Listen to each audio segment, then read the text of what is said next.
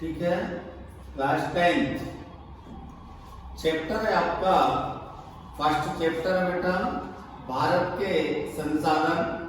भारत के संसाधन में अपन को पढ़ना मृदा, जल, वन एवं वन्य प्राणी।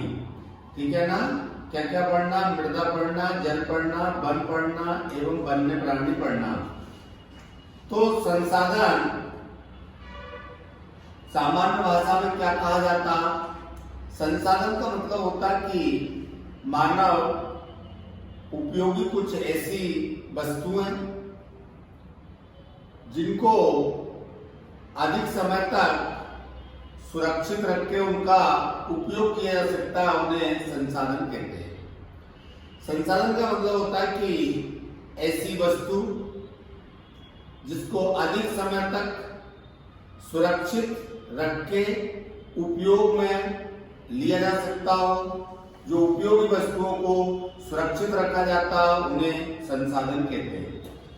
अब संसाधन में प्रश्न बनता कि मृदा संसाधन, भोजन संसाधन, जूते संसाधन, XYZ पानी संसाधन, वन संसाधन। अपन को पढ़ना है कि प्राकृतिक संसाधन। यहाँ आपको पढ़ना है कि मृदा संसाधन किसे कहते हैं, कि मृदा को अधिक समय तक उपयोगी बनाए रखना मृदा संरक्षण कहलाता, मृदा संसाधन कहलाता है। अन्य किसी के माध्यम से उनको रखना, उपयोगी बनाए रखना। यहाँ एक चीज और आ रही है कि मृदा किसे कहते हैं, मृदा का जीवन में क्या महत्व है और मृदा का निर्माण कैसे हुआ है।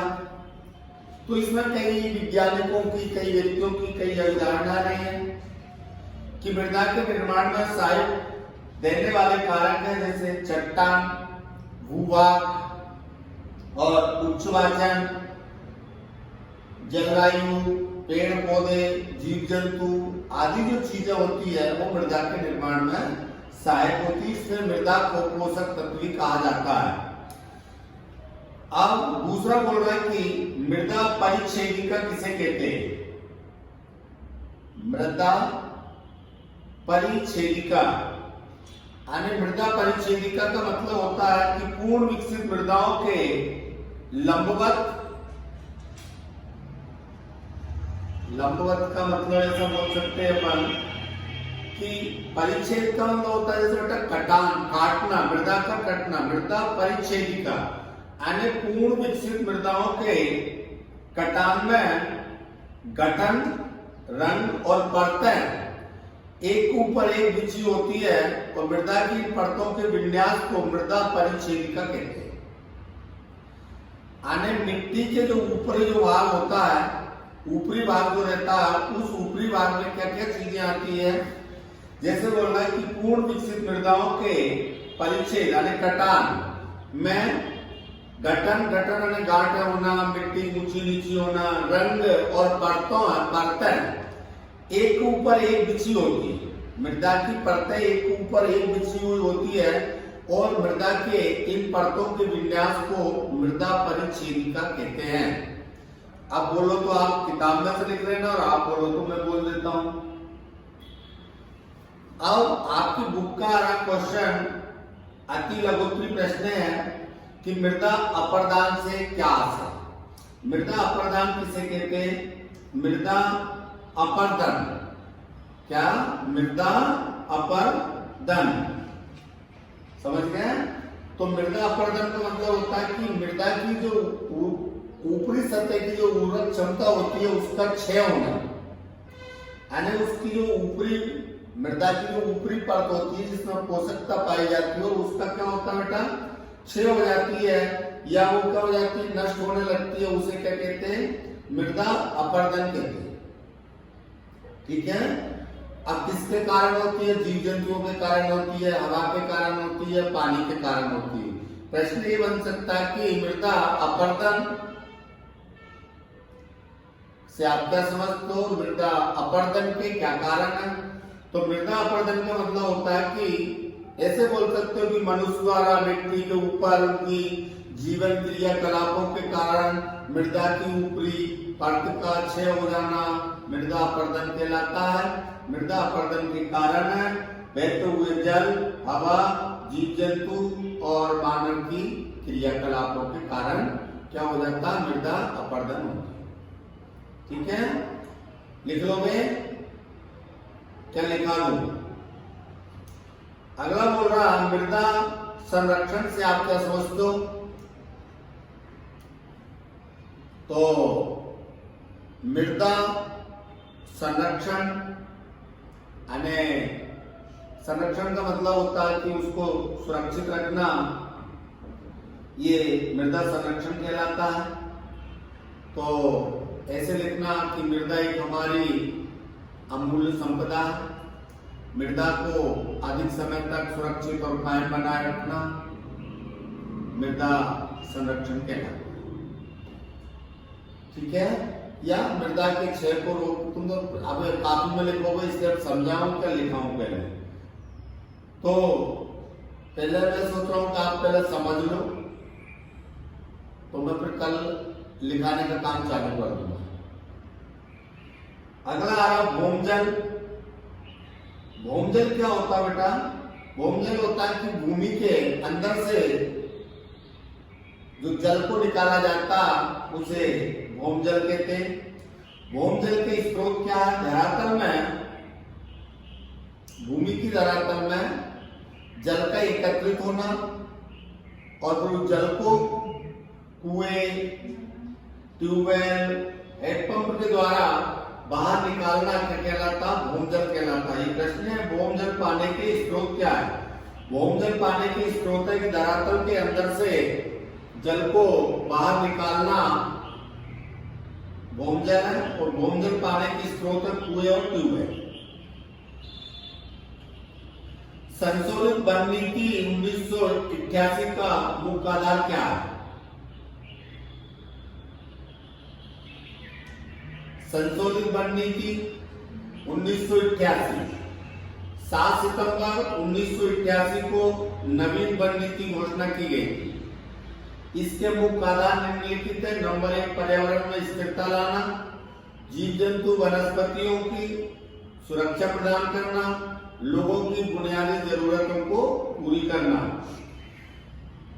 अब समझाने वाली बात थी तो मैं पहले प्रश्न बाद में समझा दूंगा, पहले आपको ये बता देता हूं कि मृदा संरक्षण के उपाय क्या है। मृदा संरक्षण के उपाय लिख देना कि तो चारागाहों पर रोक लगाना चाहिए, वृक्षारोपण करना चाहिए, और खेतों में सीढ़ी नमूना होना चाहिए, और मृदा की गुणवत्ता को कायम रखना। आपका ये होता कि उसके आसपास ज्यादा से अधिक रासायनिक दवाओं का छिड़काव नहीं करना चाहिए। ये मृदा संरक्षण के उपाय है। अब मृदा संरक्षण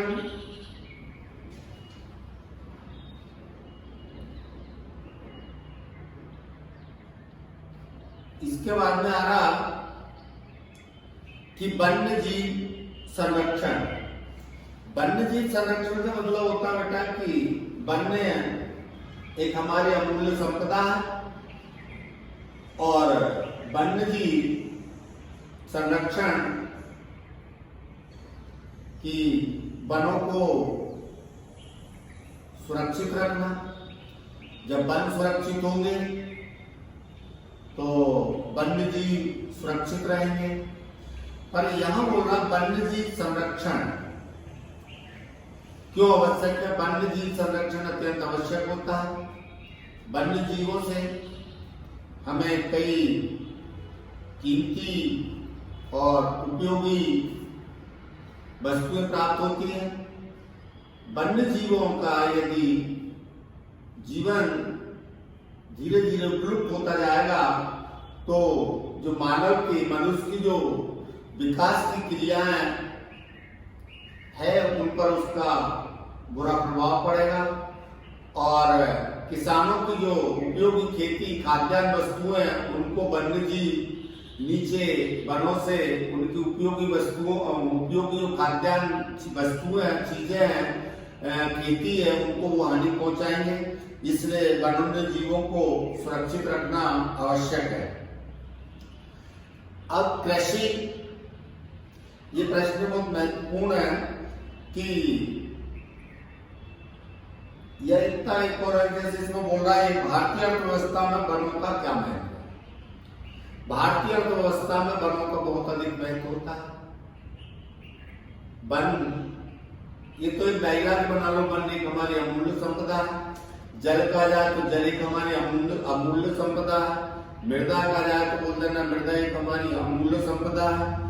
और इसी प्रकार से वनों का अर्थव्यवस्था में, भारत में वनों की अर्थव्यवस्था में बहुत अधिक महत्व है, क्योंकि वनों से हमें कीमती लकड़ियां प्राप्त होती है, कीमती औषधियां प्राप्त होती है, और साथ साथ उसके कई औद्योगिक वस्तुओं के निर्माण में वन बहुत अधिक सहायक होते हैं। जैसे वनों से बांस से कागज, टोकरी और पत्ते, जिससे बीड़ियां बनाई जाती है, राजस्व प्राप्त होते हैं। उसके बाद में अपन बोल देंगे कि वनों से हमें औषधि, मैंने बता दिया, कीमती लकड़ी बता दी।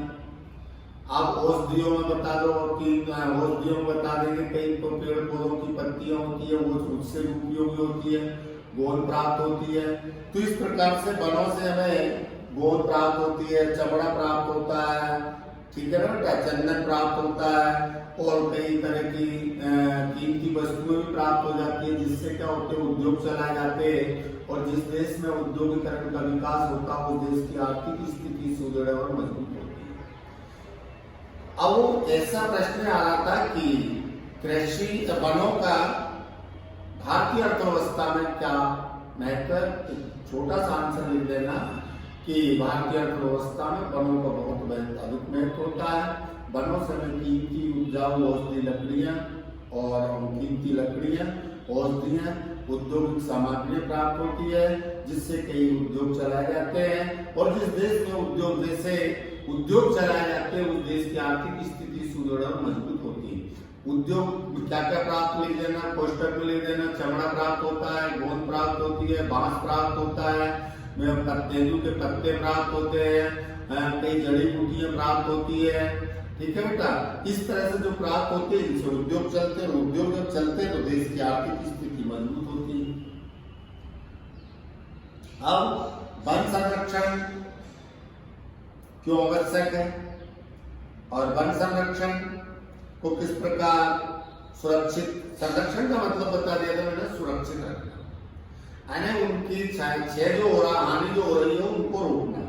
तो वन संरक्षण के उपाय तो जंगलों में आग नहीं लगाना चाहिए, वनों को काटना नहीं चाहिए, सरकार की कानूनी व्यवस्था दंडित होना चाहिए, जो और चरागाह पर रोक लगाना चाहिए। तो ये वन संरक्षण सुरक्षित रह सकता। एक तो क्या होता है, जंगलों में आग नहीं लगाना चाहिए।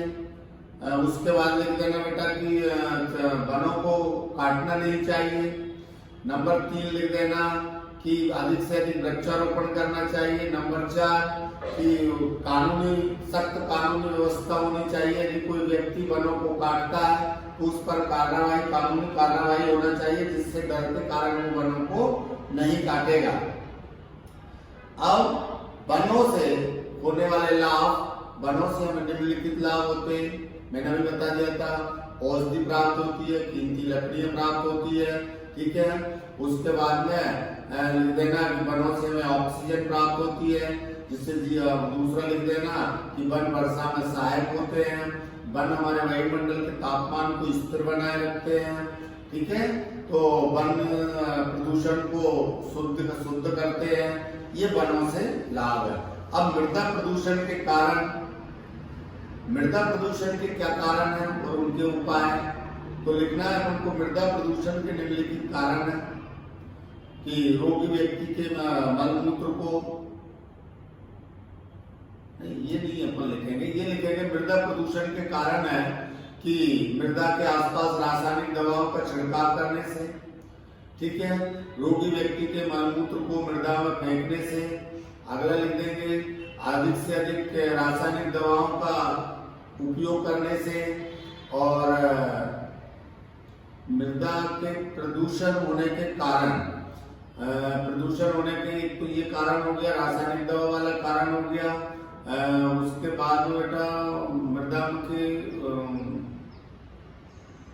प्रदूषण के तो इतने लिख सकते हो, फैक्ट्रियों के द्वारा जो अपशिष्ट पदार्थ होते हैं उनको मिट्टी में मिला देने से मृदा प्रदूषण होती है।